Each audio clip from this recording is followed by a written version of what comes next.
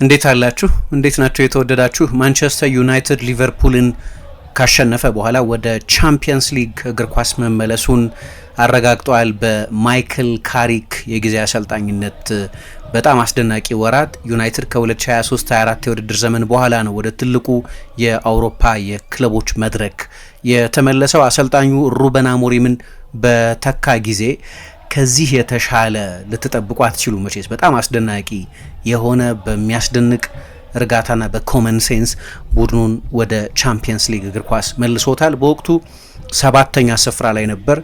17 ነጥቦችን ርቆ ከመሪው አርሰናል ይገኝ ነበር። ለ6 ጨዋታዎች አላሸነፈም ነበር በዚያ ሰሞን። ከዚያ ባሻገር ሩበን አሞሪም በተሰናበተበት ሰሞን በቡድን ውስጥ በክለብ ውስጥ በተለይ ጄሰን ዊልኮክስ እና በሩበን አሞሪም መካከል ግጭት ነበር። ቶክሲክ የሆነ ኢንቫይሮንመንት ነበር።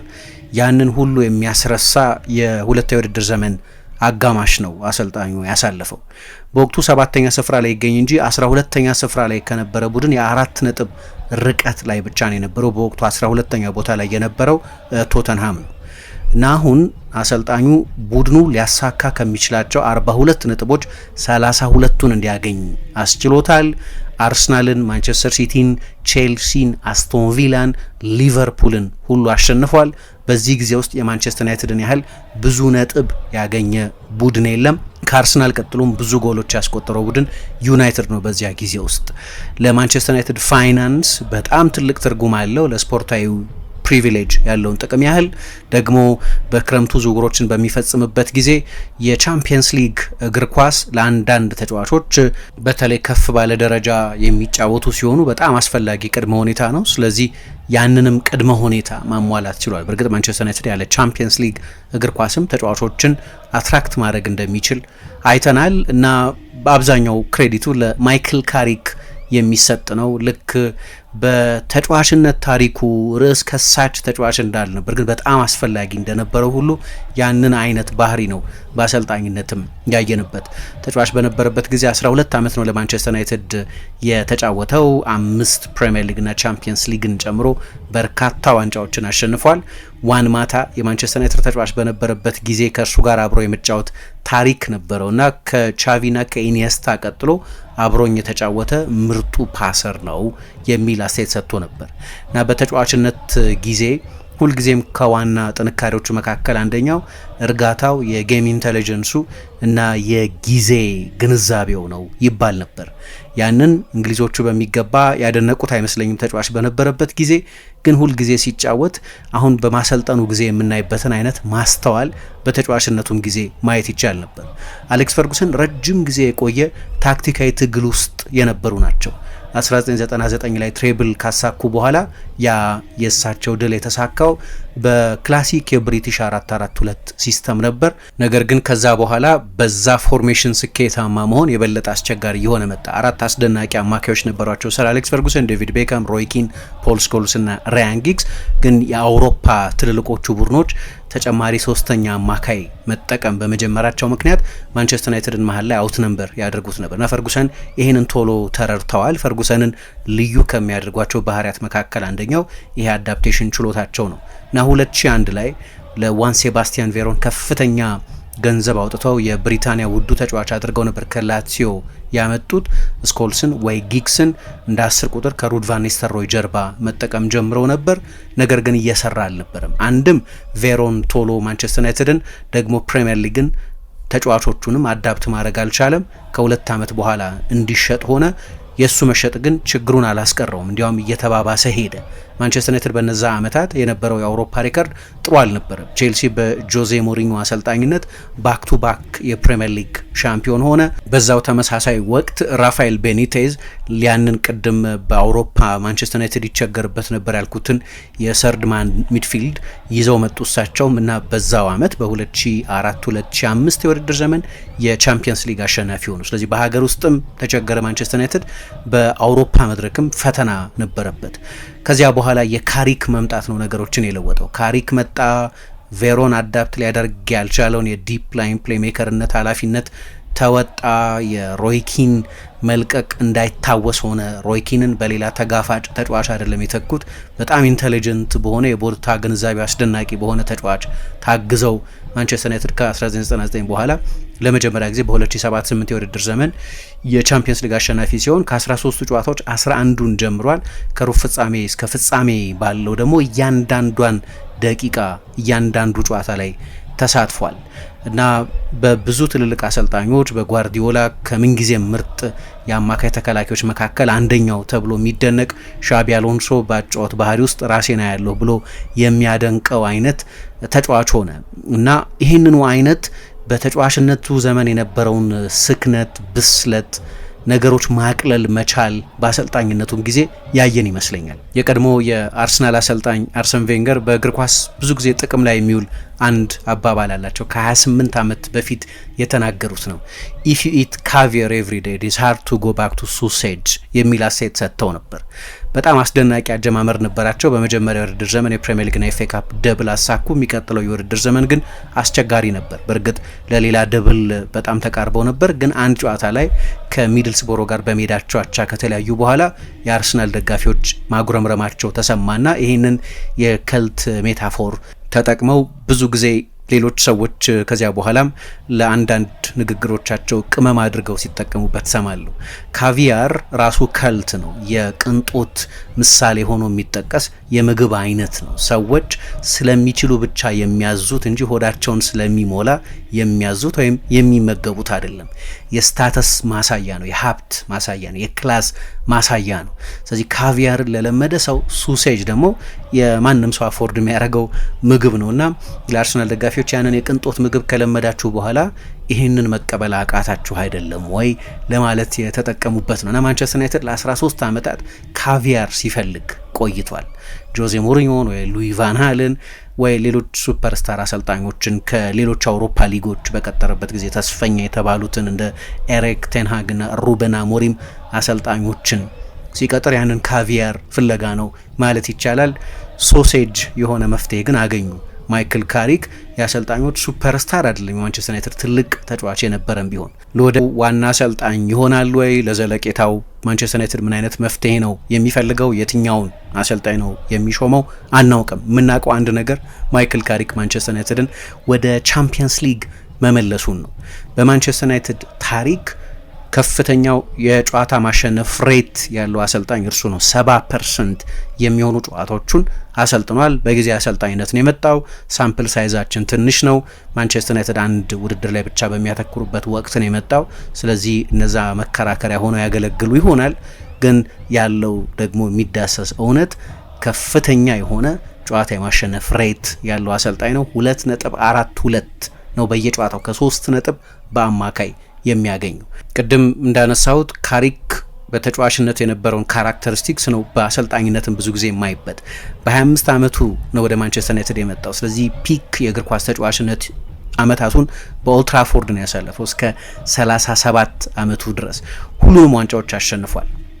እንዳልኩት ማንቸስተር ዩናይትድ ከጥበቃ በኋላ ቻምፒየንስ ሊግ ያሸነፈው እሱን አማካይ አድርጎ መጠቀም ከጀመረ በኋላ ነው። ግን የሊግ ዋንጫዎች፣ ሌሎች ሀገር ውስጥ የጥሎ ማለፍ ውድድሮችን አሸንፏል። እንዲያውም ቻምፒየንስ ሊግን በሞስኮ ሉዥኒስኪ ቼልሲን ድል አድርገው ባሸነፉ ጊዜ የመለያ ምት ከመቱትና ካስቆጠሩት የዩናይትድ ተጫዋቾች መካከል አንደኛው ነበር። በጆዜ ሞሪኞ ስር ደግሞ ዩሮፓ ሊግን አሸንፏል። ግን ሁልጊዜም አንደርሬትድ ተጫዋች ነው የነበረው። በአሰልጣኝነትም ልክ እንደዛ የጋዜጦችና የመጽሔቶች ከቨር የሚሆን አልነበረም። በተጫዋችነት ግዙፉ ተጫዋች፣ ፈጣኑ ተጫዋች፣ በጡንቻ የተጠቀጠቀው ተጫዋች እሱ አልነበረም። በእንግሊዞቹ ሂዝ ናት ደ ሞስት ቬኔሲያን ይላሉ። ቪኒ ጆንስን የሚመስል አይደለም ለማለት። ቪኒ ጆንስ የዊምበልደን ጉልበተኛ ተጫዋች የነበረ ነው።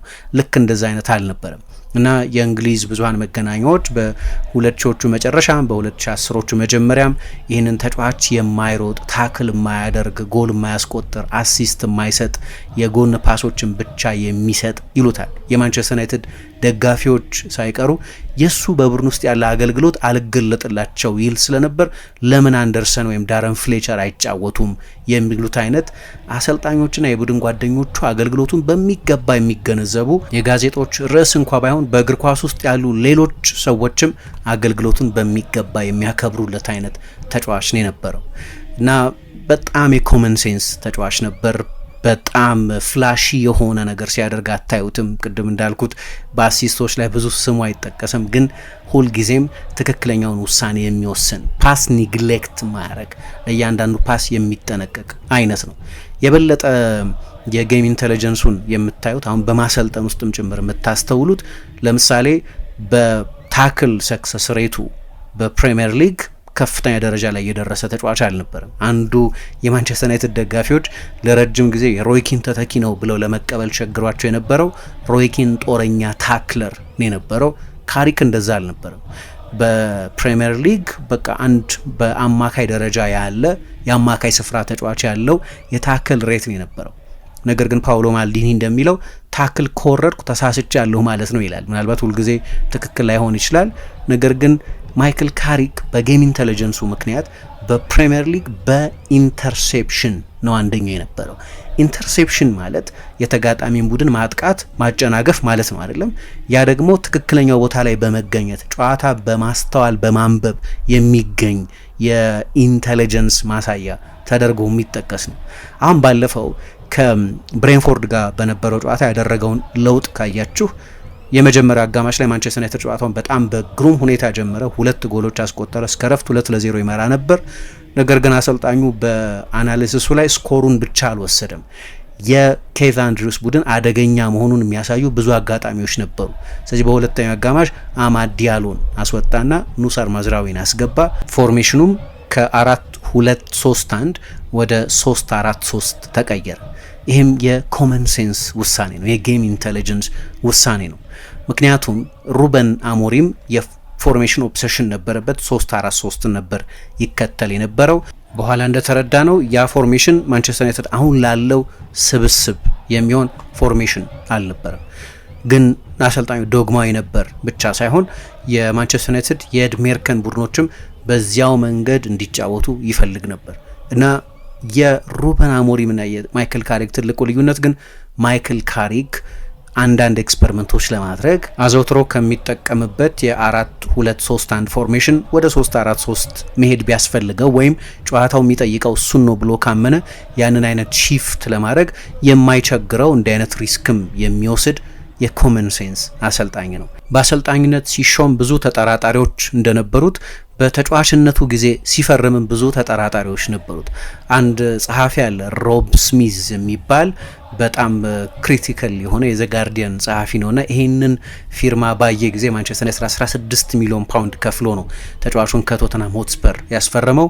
አሌክስ ፈርጉሰንን ሲተቻቸው ምናለ ሂ ቦት ፒርሎ ዌን ሂ ኒድድ ጋቱሶ እያስፈለጋቸው ፒርሎን አስፈረሙ ብሎ ነበር በዚያ ዝውውር ላይ በወቅቱ የሰላ ትችት የሰነዘረው። ደግሞ ሲያክል ምናለ በብርቱ ቁስል ላይ ቁስሉን የማያክም እንጂ የሚከልል ፕላስተር ነው፣ ውድ ፕላስተር ብሎ ነበር የገለጸው። ግን ሮብ ስሚዝ እኔ ማደንቀው ጸሐፊ ነው።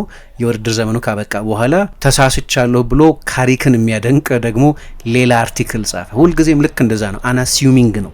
ግን ቅድም እንደጠቀስኩት በእግር ኳስ ውስጥ ያሉ ሰዎች የተጫዋቹን የጨዋታ ብልሃት ያደንቁ ነበር። ሉዊ ቫን ሃል በማንቸስተር ዩናይትድ ውስጥ አሰልጥነውታል። ሜዳ ውስጥ የኔ ቅጥያ ወይም የኔ ማኔጀሪያል ኤክስቴንሽን ብለው ያደንቁት ነበር። ማይ ማኔጀር ኦን ዘ ፒች ብለው ያደንቁት ነበር። አርሰን ቬንገር ነገ ለባርሴሎና ለመጫወት የሚያስችል ቴክኒካዊ ችሎታ ያለው ብለው ገልጸውት ነበር። ቻቪ የኔ ምርጡ እንግሊዛዊ ተጫዋች ብሎ አድንቆታል። ከሁሉ በላይ ግን የጋሪ ኔቭል ገለጻ የበለጠ ማይክል ካሪክን በተጫዋችነት አሁን ደግሞ በአሰልጣኝነት የምናይበትን ባህሪ የሚያብራራ ይመስለኛል። ከሆኑ ቡድኖች ጋር ስትጫወቱ የአእምሮ ሰላም የሚሰጣችሁ ተጫዋች ያስፈልጋቸዋል። ካሪክ ያንን የአእምሮ ሰላም የሚሰጥ ነው። ሜዳ ውስጥ በምትገቡበት ጊዜ ከእርሱ ጋር ወደ ባር ፒያኖ ለመስማት እንደመሄድ ማለት ነው። እንደዚህ አይነት እርጋታ የሚሰጥ ነው ይላል። የተጫዋችነት ዘመኑ ተጠቅልሎ ወደ አሰልጣኝነት እየተንደረደረ በነበረበት ጊዜ በአብዛኞቹ በማንቸስተር ዩናይትድ ውስጥ ባለፉ አሰልጣኞች የቡድን ስብስባቸው አካል፣ የኮቺንግ ስታፋቸው አካል እንዲሆን መፈለጋቸውም ከተጫዋችነቱ ባሻገር ያለውን የጌም ኢንተለጀንስ ለመጠቀም መፈለጋቸውን የሚያሳይ ነው። ልክ መጫወት እንዳቆመ ጆዜ ሞሪኞ የአሰልጣኝ ቡድናቸው ውስጥ እንዲካተት አድርገውታል። እሳቸው ከተሰናበቱ በኋላም ለአንድ የውድድር ዘመን በማንቸስተር ዩናይትድ አብሮት የተጫወተው ኦሌ ጉናር ሶልሻ በኮቺንግ ስታፍ ውስጥ ማቆየት ብቻ ሳይሆን ፕሮሞት አድርጎት ጭምር ነው ያቆየው። በ2022 ከማንቸስተር ዩናይትድ ከመልቀቁ በፊትም ራልፍ ራኒክ የኮቺንግ ስታፍ አባል ለማድረግ ጥያቄ ያቀርበውለት፣ ነገር ግን የራሱን የዋና አሰልጣኝነት ጉዞ መጀመር በመፈለጉ ምክንያት ነው ያንን ኃላፊነት ሳይቀበል የቀረው። ሁሉም የሚፈልጉት አይነት የእግር ኳስ አእምሮ እንዳለው በዚሁ መገንዘብ ትችላላችሁ። መጀመሪያ ማሰልጠን የጀመረው ሚድልስቦሮ ነው። ለነገሩ ከዚህኛው የማንቸስተር ዩናይትድ ኃላፊነቱ በፊትም ያሰለጠነው ብቻኛው ቡድን ሚድልስቦሮ ነው። ሚድልስቦሮ 21ኛ ነበር እሱ ኃላፊነቱን በተረከበበት ጊዜ። በዛው የውድድር ዘመን ላለመውረድ ይጫወት የነበረው ቡድን 4ኛ ሆኖ ጨረሰ። ስለዚህ ወደ ፕሪሚየር ሊግ ለማለፍ የፕሌይኦፍ ጨዋታዎች ላይ ከተካተቱ 4 ቡድኖች መካከል አንደኛው ነበር። በሴሚፋይናሉ ተሸነፈ። ግን የሚድልስቦሮ ፕሮጀክት ሁልጊዜ በጣም አስቸጋሪ ነበር። በ2 ዓመት ውስጥ የቡድኑን 2 ምርጥ አጥቂዎች ሚድልስቦሮ ሸጦበታል። አንደኛው ቹፓ አክፖም ነው። 28 የቻምፒየንሺፕ ጎሎችን ያስቆጠረን ተጫዋች ለአያክስ አምስተርዳም ነበር የሸጡት። ከዚያ በኋላ ሌቴላፍ የሚባለን ተጫዋች ወደ ሜጀር ሊግ ሶከር ሸጠውበታል። ከግማሽ በላይ የሚሆን የቡድን ስብስቡና የኮቺንግ ስታፍ አባላቱ ለቀውበታል። ምንም ኮምፕሌንት ሲያሰማ ተሰምቶ አያውቅም። በሚቀጥለው የውድድር ዘመን በሊግ ካፕ እስከ ግማሽ ፍጻሜ ድረስ ቡድኑን ወስዶት ነበር። ከዚያ በኋላ ነው ትችቶቹ እሱ ላይ መበርታት የጀመሩት። ቡድኑ የሚጫወትበት መንገድ የፖሴሽን እግር ኳስ ነው፣ ግን ዝግ ባለ ፍጥነትና ብዙ ሪስክ በማይወስድ አጫወት ነው ለመጫወት የሚሞክረው ተባለ እና መጨረሻ ላይ ከኃላፊነት እንዲነሳ ሆነ። ሰዎች እንዲያውም ከዛ በኋላ ነው የታክቲካል ታሊባን የሚል አገላለጽ እሱን በተመለከተ መጠቀም የጀመሩት። በፓሲንግ ጨዋታ ውስጥ በቂ አማራጮች የሌሉት ነው በሚል ተተቸና ሚድልስቦሮ ምናልባት በዛ ምክንያትም አሰናበተው። የሚገመት ነን አግሬሲቭ የሆነ እግር ኳስ ነው የሚጫወተው ተባለ። ስለዚህ ጉዳይ ከስንብቱ ከወራት በኋላ በአንድ ቃለ ምልልስ ላይ ሲናገር እኔ የአንድ የጨዋታ ፍልስፍና እስረኛ አይደለሁም። my job is to find a system that suits the players that I have አለ። የኔ ስራ ላሉኝ ተጫዋቾች የሚስማማ ሲስተም መዘርጋት ነው አለ። በማንቸስተር ዩናይትድ ያንን ያደረገው በሚድልስቦሮ ሊያደርግ የሞከረውን ዝግ ባለ ቢልድ አፕ የሚጫወት የፖሴሽን ቡድን ሊያደርገው አይደለም የሞከረው። ማንቸስተር ዩናይትድ ውስጥ ያለው የቡድን ስብስቡ አይነት ለምን አይነት አጫወት ለየትኛው አይነት ፎርሜሽን የበለጠ ይስማማል? ኮመን ሴንስ ማለት ይሄው አይደለም። እንግዲህ አሰልጣኙ ይህንን ሲያደርግ ነው የቆየው። ለወደፊቱ ቋሚ ይሁን አይሁን ጊዜ የሚነግረን ነው። ግን ከአሞሪም ጋር ካወዳደራችሁት በተለይ በአንድ ግትር የፍልስፍና ዶግማ ውስጥ የተያዘ አይደለም። ያኛው ስህተት ነው እያልኩ አይደለም፣ አንድ መንገድ ነው። ግን አሰልጣኙ አንድ ዓለምን ብቻ ነው ማየት ይችል የነበረው። ወደ ካሪንግተን እንደመጣም ይህንን ያደረገው። ከማንቸስተር ደርቢ ሽንፈት በኋላ ከጨዋታው በኋላ የሰጠውን አስተያየት ካያችሁ እንዳልኩት የማወዳደር ቢዝነስ ውስጥ አይደለም ያለሁት፣ ልዩነታቸውን ለመግለጽ እየሞከርኩ ነው። ከ31 የሊግ ጨዋታዎች 8 ጨዋታ ብቻ ነበር ያሸነፈው እና ሰዎች ይህንኑ ትችት በተደጋጋሚ ያቀርቡ ነበር። ፍሎድ ነው ታክቲካል አፕሮቹ፣ ለሊጉ ለስኬት የሚያስቸግር ነው፣ በቂ የስኬት ማስረጃ የለም እና ለዚህ ስብስብ ከሁሉ በላይ የሚሆን አይደለም ሚል ትችት ይቀርብ ነበር። ይህንኑ ትችት በተመለከተ ምላሽ እንዲሰጥ ከዛ የማንቸስተር ደርቢ ሽንፈት በኋላ ጋዜጣዊ መግለጫ ላይ ተጠየቀ። በጭራሽ ፍልስፍና አልቀይርም አለ። ፍልስፍና የሚለውን ቃል ደጋግሞ ይጠቀምበታል። ለነገሩ በእግር ኳስ ውስጥ ፍልስፍና ምንድን ነው የሚለውም በደንብ ማብራሪያ የሚፈልግ ይመስለኛል። ግን በተደጋጋሚ ሊጠቀመው ይወዳል ያንን ቃልና በንዴት ነው የመለሰው። ፍልስፍናዬን አልቀይርም። የማንቸስተር ዩናይትድ አሰልጣኝ ሆኜ እስከቆየሁ ድረስ ተጫዋቾቹ በእኔ መንገድ መጫወት አለባቸው። የክለቡ ሹማምንት ይሄ ሀሳብ ባልጣማቸው ጊዜ አሰልጣኙን መለወጥ ይችላሉ። አሰልጣኙ የሚለውጠው ነገር ግን የለም የሚል አስተያየት ሰጥቶ ነበር። ብዙ ጊዜ እንዳልኩት ይሄ የሩበን አሞሪምን አቋም በጣም የሚደነቅ የመርህ ባለቤት መሆኑን የሚያሳይ አድርገን ልንወስደው እንችላለን። አንዳንድ ጊዜ ደግሞ በገራገርነት ለአዳፕቴሽን ፈቃደኛ ለመሆን ልንለው እንችላለን። ትልቅ የአብዮት ሰው እንዲሆን ተብሎ ነበር የመጣው። ማንቸስተር ዩናይትድ ምንም ሳያመነታ በውድድር ዘመኑ መሀል ብዙ ሊያስተች የሚገባው አይነት ውሳኔ ወስኖ ነው ሰውየውን ከስፖርቲንግ ሊዝበን 11 ሚሊዮን ዩሮ የውል ማፍረሻ ከፍሎ ለአብዮት ወደ ማንቸስተር ዩናይትድ ያመጣው። ግን አልተሳካም። በዩሮፓ ሊግ ፍጻሜ በቶተንሃም ተሸነፈ። በሊግ ካፕ በ4ኛ ዲቪዚዮን ቡድን ከውድድር ውጭ ሆነ። ያለፈው የውድድር ዘመን የሱ ድርሻ በጣም ጥቂት መስሎ ቢታየኝም ግን 15ኛው ሆኖ የጨረሰው ቡድን የመራው እርሱ ነው። ኃላፊነቱን ከተረከበ በኋላ የማንቸስተር ዩናይትድ ችግር ተባባሰ እንጂ ችግሮቹ ቶሎ መፍትሄ አላገኙም። ከዚያ በኋላ ከዛ የሊድስ ጨዋታ መጨረሻ ላይ እንዳየነው አይነት ኃይለኛ ፕሬስ ኮንፈረንስ ተፈጠረ። ለነገሩ በኃላፊነቱ ዘመንም የኮሚኒኬሽን ብለንደር የሚሉት እነሱ ማንቸስተር ዩናይትድን በታሪክ መጥፎ ቡድን ነው የሚሉ አገላለጾችን ጨምሮ ሌሎች የማንቸስተር ዩናይትድ ተጫዋቾችን በራስ መተማመን የበለጠ የሚሸረሽሩ አስተያየቶችን ጭምር ይሰጥ ነበር። መጨረሻ ላይ አልሰራም። መጥፎ አሰልጣኝ አይደለም በጭራሽ። በስፖርቲንግ ሊዝበን ያለው የስራ ሬከርድ በጣም ጥሩ ፖቴንሻል ያለው አሰልጣኝ መሆኑን የሚያሳይ ነው። አሁን ካለበት እድሜም በመነሳት የማንቸስተር ዩናይትድ ልምዱ ብዙ ስህተቶችን እንዲያርም አግዘውት ምናልባት በጣም የተሳካ አሰልጣኝነት የእግር ኳስ ህይወት ሊኖረው ይችል ይሆናል። የዩናይትድ ኤክስፐሪመንቱ ግን አልሰራም። በማንቸስተር ዩናይትድ በኩልም ቅጥሩ ሲፈጸም ከግምት መግባት የነበረባቸው ቁም ነገሮች ነበሩ። እሱም ያንን ኃላፊነት በማመንታት ነው የተቀበለው። ማንቸስተር ዩናይትድ ኢዝ ቱ ቢግ ቱ ኢግኖር። በዛ ጊዜ ለሩበን አሞሪም አይነት አሰልጣኝ ስራው አስቸጋሪ ሊሆን እንደሚችል ግንዛቤ ነበረው። በውድድር ዘመን መሀል ያለ ፕሪሲዝን ለሱ የሚሆኑ ተጫዋቾችን ማንቸስተር ዩናይትድ ሳያዘዋውርለት ኃላፊነት መረከቡ ትልቅ ሪስክ መሆኑን ተገንዝቦት ነበር። ግን እንደዚህ አይነቱ የስራ እድል ሁል ጊዜ አዘውትሮ የሚመጣ አይደለም። ስለዚህ ኃላፊነቱን ተቀበለ። ማንቸስተር ዩናይትድም ግን ያንን ማሰላሰል በሚገባ አድርጓል፣ በቂ ሪሰርች አድርጓል ለማለት ይቸግራል እና የአሞሪም ዘመን ካበቃ በኋላ የማንቸስተር ዩናይትድ ሰዎች እንግዲህ የአሌክስ ፈርጉሰን ጣልቃ ገብነት እዚህ ውስጥ ምን ያህል ነው የሚለው ባይታወቅም ግን ከእሳቸው ጋር ለቁርስ ተቀመጡ ተባለ። ከዛ ለማይክል ካሪክ ተደወለለትና ኃላፊነቱን ተረከበ። ከወራት በኋላ ማንቸስተር ዩናይትድን አሁን ወደ ቻምፒየንስ ሊግ እግር ኳስ መልሶታል። ግን ዲማንዱ በጣም ከፍተኛ ስለሆነ በቀደም ከብሬንፎርድ ጨዋታ በኋላ የሰጠውን አስተያየት ካያችሁት የማንቸስተር ዩናይትድ የአሸናፊነት ዘመን አሰልጣኝ ነውና ወደ ቻምፒየንስ ሊግ በመመለሳችን መቦረቅ የለብንም የሚል አስተያየት ሰጠ። ሲመጣ ልክ በተጫዋችነቱ ዘመን እንደመጣ ኳይትሊ ነው የመጣው ይላሉ። በዝምታ ትልልቅ ርዕሶች ሳይፈጥር ነው የመጣው። አስታውሳለሁ ማንቸስተር ዩናይትድ 2006 ላይ እሱን ሲያስፈርም እንደ ትልቅ ሱፐርስታር ፈራሚ አልነበረም የተቆጠረው። ስለዚህ እነዛን ውሳኔዎች ወሰነ። ማንቸስተር ዩናይትድን በመጨረሻ ወደ ቻምፒየንስ ሊግ የወሰኑ ውሳኔዎችን 4-3-3ን ወደ ሼልፍ ወሰደ፣ ወደ ደስትቢን አስገባውና በ4-2-3-1 መጫወት ጀመረ። አሁን ያሉትን ተጫዋቾች ኳሊቲ የበለጠ ለማውጣት የሚያግዘው እርሱ ስለሆነ ፎርሜሽኑን ከመረጠ በኋላ ወደ ላይናፑ ሄድን። በሩበን አሞሪም አሰልጣኝነት 47 የሊግ ጨዋታ ነው ማንቸስተር ዩናይትድ ያደረገው። በ47 የሊግ ጨዋታዎች 2 ጊዜ ብቻ ነው ተመሳሳይ ላይናፕ የተጠቀመው። ፎርሜሽን ሳይሆን ላይናፕ 2 ጊዜ ብቻ። ማይክል ካሪክ ወደ ኃላፊነት ከመጣ በኋላ በአስገዳጅ ሁኔታ ተጫዋቹ ከቡድን ስብስብ ካልሆነ በስተቀር ትልቅ ድራማዊ ለውጥ አያደርግም ነበር። ለምሳሌ ፓትሪክ ዶርጉ ይጀምር ነበር የመጀመሪያዎቹን 2 ጨዋታዎች፣ ተጎዳ። ስለዚህ ማቴዎስ ኩኛ ወደ መጀመሪያ 11 መጣ።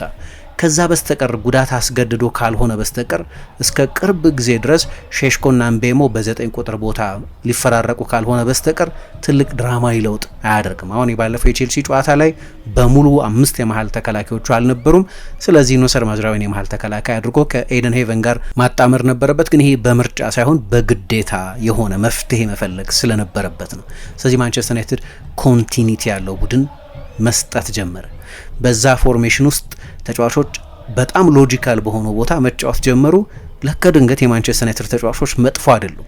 ለከ በኤሪክ ቴን ሃግ የአሰልጣኝነት ዘመን፣ በሩበን አሞሪም የአሰልጣኝነት ዘመን ሲባል እንደነበረው በማንቸስተር ዩናይትድ ታሪክ መጥፎ ስብስብ አይደለም። ለከ ተጫዋቾቹ የሚፈልጉት ፐርፎርም የሚያደርጉበትን ፕላትፎርም እንጂ እነዛ ብዙ ሚሊዮን የፈሰሰባቸው ኢንተርናሽናል ተጫዋቾች መጥፎ አይደሉም። አሁን ድንገት ብዙ በከፍተኛ ደረጃ ፐርፎርም የሚያደርጉ ተጫዋቾችን በሁሉም ዲፓርትመንቶች ከሴነ ሎመንስ እስከ ቤንያሚን ሼሽኮ ማየት ጀመር። ሎጂካል ውሳኔዎችን በመወሰን ብሩኖን የበለጠ በሚስማማው ቦታ ማጫወት። የመስመር ተከላካዮች ናቸው። ስለዚህ በመስመር ተከላካይነት ይጫወታሉ። እንዲህ አይነት ኮመን ሴንሲካል ውሳኔዎች እየወሰነ ነው ማንቸስተር ዩናይትድ ወደ ቻምፒየንስ ሊግ እግር ኳስ እንዲመለስ ያደረገው።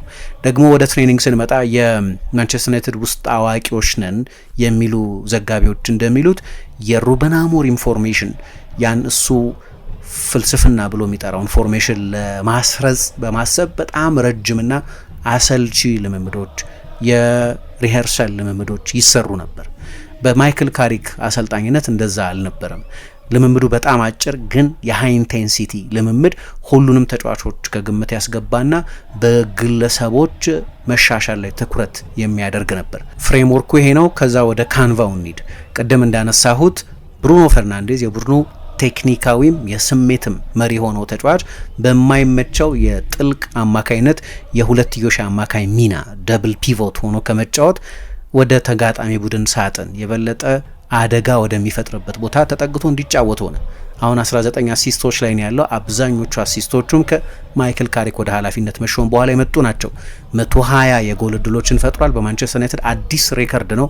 ኦፕታ እንዲህ አይነት ስታቶች መያዝ ከጀመረበት ከ2003-2004 የውድድር ዘመን ወዲህ በአንድ የውድድር ዘመን 120 የጎል እድል የፈጠረ የማንቸስተር ዩናይትድ ተጫዋች የለም። አሁን ከ120 የጎል እድል በላይ ፈጥሯል። ያንን አይነት ሬከርድ ወደፊት ተጠግቶ የበለጠ አደጋ መፍጠር ለባለጋራ ቡድን ማለት ነው አደጋ ወደሚፈጥርበት የሜዳ ስፍራ ተጠግቶ እንዲጫወት ባይደረግ ኖሮ የሚሆን አልነበረም።